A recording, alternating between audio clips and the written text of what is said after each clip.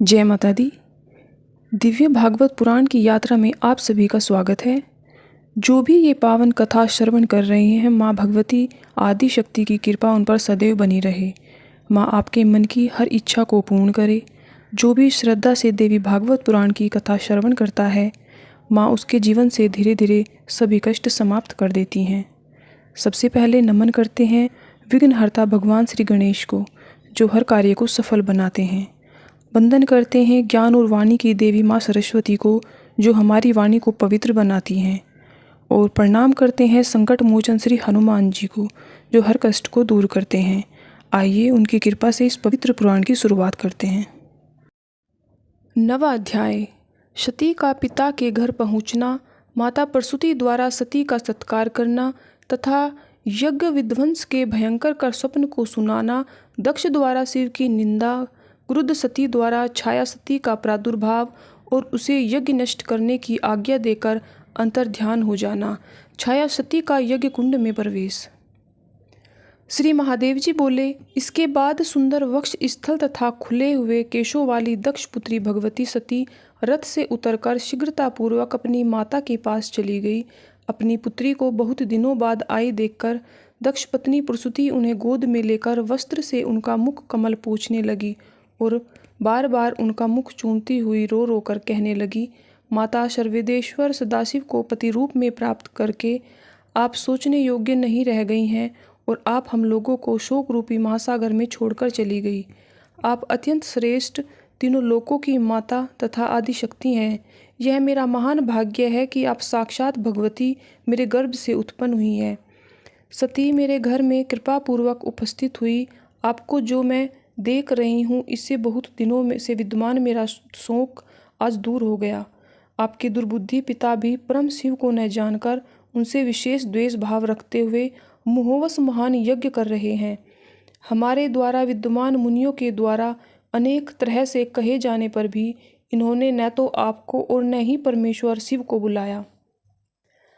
सती बोली, सभी देवताओं के देवता यज्ञेश्वर भगवान शिव का अपमान करके मेरे पिता समस्त देवताओं के साथ यज्ञ कर रहे हैं। कोई कुछ भी माने, किंतु मेरा तो एक निश्चय है कि इस यज्ञ की समाप्ति निर्विघ्न नहीं हो सकेगी। प्रसूति बोली, पुत्री, मैंने रात में तो अत्यधिक भयानक, दारुण तथा अत्यंत रोमांचक स्वप्न देखा है, उसे सुनो। उस महायज्ञ में जहाँ दक्ष प्रजापति देवताओं के साथ स्थित थे, वहाँ कोई देवी महेश्वरी अकस्मात आ गई। वे महान मेघों की कांति के समान श्याम वर्ण वाली थी। उनके बाल खुले हुए थे, वे दिगंबर थी। उनकी 4 भुजाएं थी। वे अट्टहास कर रही थी और ज्वालायमान तीनों नेत्रों से प्रकाशित थी। उन्हें देखकर दक्ष प्रजापति आश्चर्यचकित हो गए और उन्होंने विनयपूर्वक पूछा, आप कौन हैं, किसकी पत्नी हैं और यहाँ क्यों आई हैं? उन्होंने कहा, क्या आप नहीं जानते कि मैं आपकी पुत्री सती हूँ? इसके बाद दक्ष प्रजापति ने शिव की निंदा करते हुए बहुत तरह की बात कही। उसे सुनते ही वे बड़े क्रोध से यज्ञाग्नि में कूद पड़ी। उसके बाद भयानक कर्म करने वाले तथा भीषण आकार वाले करोड़ों प्रथमगण क्षण भर में ही वहां उपस्थित हो गए और फिर कालांतक यमराज के समान महान उग्र कार्य करने वाला कोई महान पुरुष भी वहां आ गया। उसे विष्णु आदि प्रमुख देवताओं को जीतकर प्रथमगण के साथ महायज्ञ का विध्वंस कर डाला और दक्ष प्रजापति का सिर काट लिया। अब वे दक्ष प्रजापति मुखविहीन होकर यज्ञ कुंड के किनारे पड़े रहे। कोपीन वस्त्र धारण किए तथा जटा मुकुट से सुशोभित महान उग्र वाले वे सभी प्रथमगण क्रोधित उन दक्ष प्रजापति को खोने को उद्यत हो गए। अपने समस्त अंगों में भस्म लपेटे तथा हाथों में शूल, पाश और खड़ग धारण किए हुए वे उनका रक्त पी रहे थे, नाच रहे थे और हंस रहे थे। तब दक्ष के सभी नगरवासी ऐसा देखकर व्याकुल हो उठे और रोते रोते हाहाकार करने लगे। तत्पश्चात ब्रह्मा जी ने देवादिदेव सदाशिव की विनयपूर्वक प्रार्थना करके उन्हें स्वयं बुलाकर कहा, इन दक्ष प्रजापति को अवश्य ही जीवित कीजिए विभो। देव देव इस यज्ञ का समापन कीजिए और मुझ पर प्रसन्न होइए। उनकी वह बात सुनकर शिव की निंदा किए जाने के कारण एक बकरे का सिर जोड़कर भगवान शिव ने दक्ष को जीवित कर दिया। रात के थोड़ा शेष रहने पर मैंने इस प्रकार का स्वप्न देखा था और आज ही श्याम वर्ण वाली तुम मेरे नगर में आ गई हो। मैंने जैसा स्वप्न में देखा तुम वैसी ही दिखाई पड़ रही हो। दक्ष प्रजापति के विषय में जैसा देखा वही होने वाला है, क्योंकि जिस देवी को मैंने स्वप्न में देखा था तुम्हें वैसी ही दिख रही है। माता, क्या यह स्वप्न कभी विफल हो सकेगा? और शिव निंदा का समुचित फल प्राप्त कर वे दक्ष क्या अपनी मूर्खता का त्याग करेंगे? वे तत्वत तुम दोनों को जानकर शीघ्र ही अपना द्वेष त्याग देंगे। पुत्री, तुम चिरंजीवी हो और तुम्हारा कभी भी कोई हानि न हो। यही विनियोग स्वप्न मात्र ही हो। प्रत्यक्ष में तो तुम दोनों दीर्घायु प्राप्त करोगे। तुम जिसकी अपनी हो वह निश्चय ही शोक करने योग्य नहीं, वह धन्य है और भाग्यवान है। तुम कभी भी मेरा त्याग मत करना, क्योंकि मैं तुम्हारी हूँ। श्री महादेव जी बोले। इस प्रकार माता से सम्मान प्राप्त करके सती ने उन्हें प्रणाम किया तथा उनसे आज्ञा लेकर वे शीघ्र ही दक्ष प्रजापति के पास चली गई। उसी समय दक्ष के नगरवासी एकत्र होकर आपस में विचार करने लगे कि यह कैसा महान आश्चर्य है। स्वर्ण के समान गोर अंगों एवं शांत रूप वाली सुंदरी सती अब काले मेघ के समान वर्ण वाली तथा भयंकर रूप वाली कैसे बन गई? इनके बाल खुले हैं, ये भयानक दांतों से युक्त हैं, क्रोध के मारे इनकी आंखें लाल लाल हो गई हैं, इन्होंने व्याघ्र चर्म धारण कर रखा है और ये 4 पराक्रमी भुजाओं से युक्त हैं। इस यज्ञ की देव सभा में इस तरह से इसका आगमन क्यों हुआ है? ऐसा मानता हूँ कि ये संपूर्ण जगत को क्षणाधर्म मात्र में ग्रसित कर लेंगी। आज दक्ष प्रजापति के न जाने क्या गति होगी। इसका अपमान करके ये दक्ष प्रजापति देवताओं के साथ यज्ञ कर रहे हैं। निश्चय ही उसी का फल प्रदान करने के लिए ये क्रुद्ध होकर आई हैं। संहार के समय जो ब्रह्मा तथा विष्णु भी नाश कर देती हैं, वे ही ये यदि यज्ञ नष्ट कर दें तो विष्णु भी क्या कर सकेंगे? इसके बाद यज्ञशाला में आकर सती ने भगवान शिव के विद्वेष जनित हर्ष से परिपूर्ण उस दक्ष प्रजापति को देखा। उन सती को देखते हुए हव्य के भोक्ता देवता, ऋषि, बृहस्पति तथा अन्य देवगण भी भय से कांपने लगे।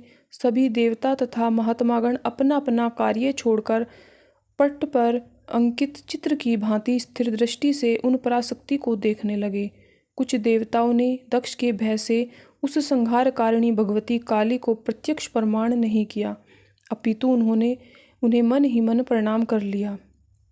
तत्पश्चात दक्ष प्रजापति ने पूर्वोक्त स्थिति वाले उन लोगों को देखकर सभी दिशाओं में दृष्टिपात करते हुए चारों ओर देखा। तदंतर दक्ष प्रजापति ने क्रोध से दीप्त नेत्रों वाली, खुले बाल वाली, वस्त्र रहित तथा काले धुएं से निर्मित अंजन समूह की कांति वाली उन भगवती काली को देखा। दक्ष बोले, तुम कौन हो? किसकी पुत्री हो तथा किसकी पत्नी हो? इस तरह निर्जन होकर यहाँ क्यों आई हो? तुम तो सती की तरह दिखाई पड़ रही हो। पुत्री, क्या तुम मेरी पुत्री सती ही हो और शिव के घर आई हो? सती बोली, पिताजी, क्या आप अपनी इस पुत्री मुझ सती को नहीं पहचानते? आप मेरे पिता हैं और मैं आपकी पुत्री हूँ। आप पिता को मैं प्रणाम करती हूँ। दक्ष बोले, माता सती, आप इस तरह कृष्ण वर्ण की कैसे दिख रही हो? आप तो पहले मेरे घर में स्वर्ण के समान और गोर अंगों वाली थी। आपकी कांति शरतकालीन चंद्रमा के समान थी और आप दिव्य वस्त्र धारण किए रहती थी। वहीं आप आज निर्वस्त्र होकर मेरी सभा में क्यों आई हैं? आप इस तरह खुले बालों और भयानक नेत्रों वाली क्यों हो गई हैं? क्या अयोग्य पति पाने के कारण आप इस दशा में प्राप्त हैं? मैंने अपने यज्ञ महोत्सव में तुम्हें नहीं बुलाया, इसका कारण तुम्हारा शिव पत्नी होना है, न कि तुम्हारे प्रति मेरा स्नेह आदि का अनुभव। तुमने अच्छा किया जो तुम स्वयं चली आई। तुम्हारे लिए वस्त्र आभूषण आदि रखे हुए हैं, वह सब तुम ले लो। त्रिलोक की सुंदरी पुत्री सती, तुम मेरे प्राणों के समान प्रिय हो। सुंदर नेत्रों वाली आरोग्य शंकर को पति के रूप में पाकर तुम बहुत दुखित हो।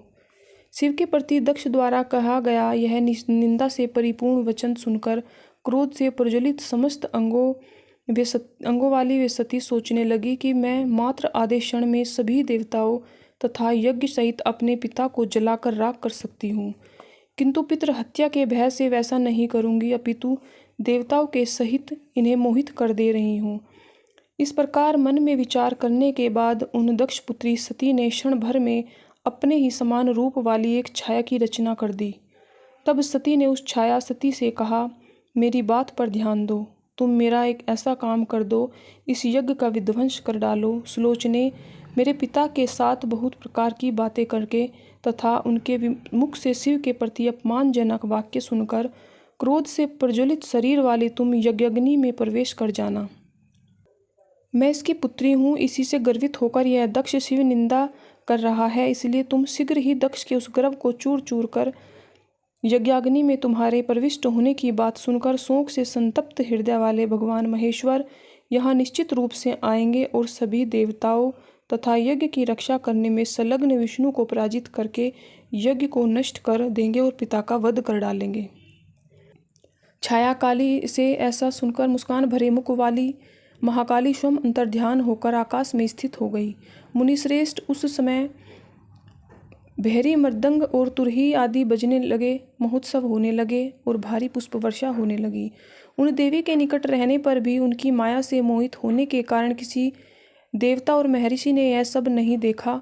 इसके बाद छाया सती ने क्रुद्ध होकर दक्ष प्रजापति से कहा, तुम अज्ञानवश देवादिदेव सनातन शिव तथा मुझ सती की निंदा क्यों कर रहे हो? दुर्बुद्धि, यदि कल्याण चाहते हो तो अपनी वाणी पर नियंत्रण रखो, अन्यथा महामूर्ख, शिव की निंदा करने वाली तुम्हारी इस जीभ को मैं काट दूंगी।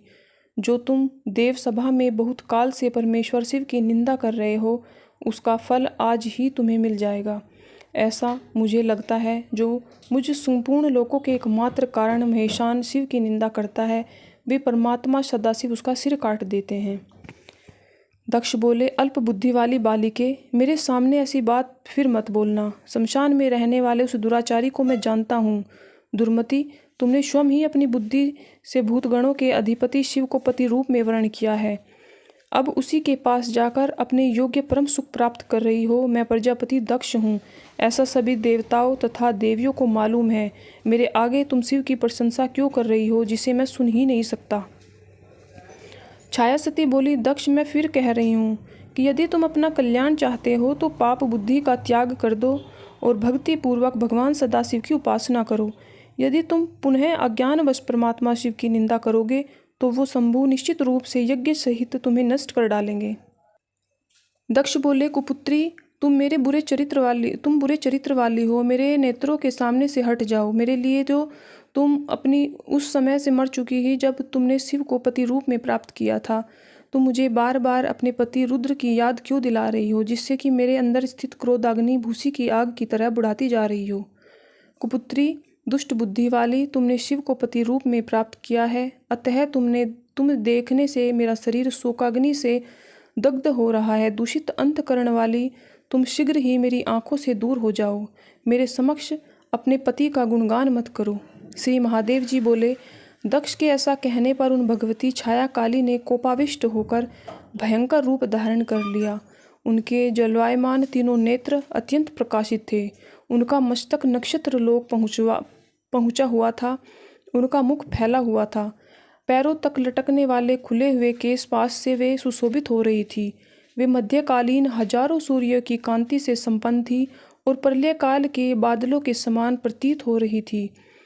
तत्पश्चात क्रोध से दीप्त अंगों वाली उन महेश्वरी ने बार बार अट्टहास करके गंभीर वाणी में दक्ष से कहा, मैं केवल आपकी आंखों से ही दूर नहीं हो जाऊंगी, अपितु आपसे उत्पन्न इस देह से भी अविलंब हो जाऊंगी। इस प्रकार क्रोध से प्रदीप्त नेत्रों वाली छाया सती सभी देवताओं के देखते देखते यज्ञाग्नि में प्रवेश कर गई। उसके बाद पृथ्वी हिलने लगी, महाप्रचंड वायु बहने लगी और सूर्य को भेदकर बड़े बड़े उल्का पिंड पृथ्वी तल पर गिरने लगे। सभी दिशाएं विशुद्ध हो उठी, मेघ रक्त बरसाने लगे, समस्त देवता गण विकृत वर्ण वाले हो गए।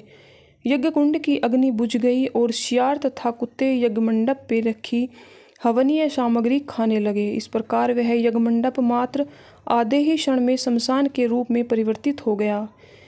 इससे दक्ष प्रजापति का मुखमंडल मलिन हो गया और वे बार बार गहरी सांसें छोड़ने लगी। इसके बाद ब्राह्मणों ने जिस किसी तरह फिर से यज्ञ आरंभ किया। मुनि, भगवान शिव के भय से देवता अत्यंत घबराए हुए थे। सभी देवता तथा महर्षिगण आपस में कहने लगे कि यह अमंगलकारी बात क्षण भर में ही दूर तक फैल जाएगी और शिवजी आज तक ही सती के देह त्याग का समाचार सुन लेंगे। जगत का संहार करने वाले वे महाराज शुंभ क्रुद्ध होकर न जाने किसका क्या कर डालेंगे, अथवा हो सकता है कि वे सृष्टि का ही लोप कर दें। इसके बाद मुनि श्रेष्ठ महर्षि नारद सभा के बीच चुपचाप उठकर शीघ्रतापूर्वक कैलाश की ओर चल दिए।